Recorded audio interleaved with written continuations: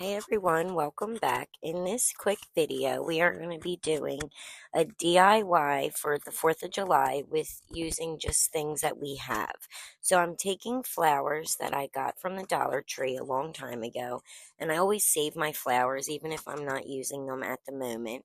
So I'm using some of the flowers that I have, and I'm just spray painting them red, white, and blue and using 4th of July colors. And then when that's all done, we'll be ready to let them dry and move on to the next step. For my colors, I just chose to do a navy blue, a light blue, a red, and then a white. So I'm just getting them spray painted on both sides, making sure that the previous colors are all covered up. And then next, we're going to take some of my scrap ribbon that I had that's also 4th of July themed. It's stars and red and white and blue and silver. And I just put some scraps together and I hot glued it onto a flower pot that I already had. And then I put a gem in the middle. And now I'm just stuffing the flower pot with newspaper. And after I get it all filled up with my newspaper, I'm going to cut a circle out of leftover cardboard that I had, and I'm going to place that on top of the newspaper. And then with that cardboard circle, I'm going to be hot gluing my flower foam that all my flower arrangements are in.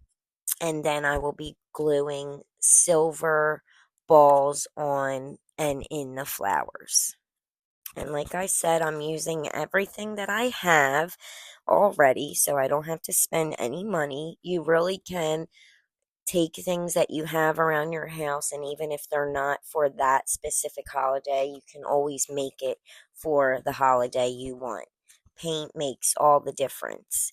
So now I'm just gluing on my flower foam to the cardboard, and then we'll be ready to decorate with the silver glittery balls.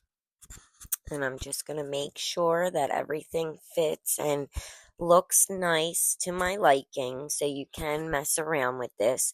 I'm not using any permanent glue like E6000 or Gorilla Glue or anything too permanent. I'm just using hot glue, because then the cool thing about this is for the next holiday, after the glue dries and has been there for a little while, it's real easy to pull off. So then I'll be able to take that bow off, decorate it with the new holiday bow, and then do the same thing with other flowers. And then you can even keep your flower arrangement and your circle of cardboard for next season, for the next 4th of July. So I'm just getting that glued on and secured enough to where it will stay using my hot glue. And then we'll be ready to decorate it.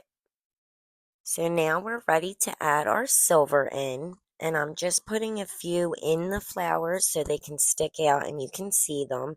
And then I will use the remaining silver balls to cover all of the cardboard and the flower foam, so then you cannot see it at all. And then even when you take it out, all you have to do is literally place it back into another flower pot or the same one the next year, and it's easy and ready to go. So I'm just getting everything added. And then once we're done this, we'll be ready to, you can put this outside, inside, whatever you prefer. I will be putting mine on my front porch. And then you guys will see how my DIY for the 4th of July using things that we have around the house came out. And this last step is optional. You don't have to cover the cardboard and the flower foam because you won't see it since it will be in the flower pot. I just decided to because I had them and I felt like they went well with the red, white, and blue. So I'm just adding that, but it's up to your preference. You really can design it and decorate it however you want and get creative.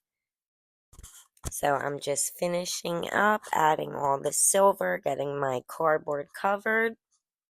And this is how my 4th of July DIY came out.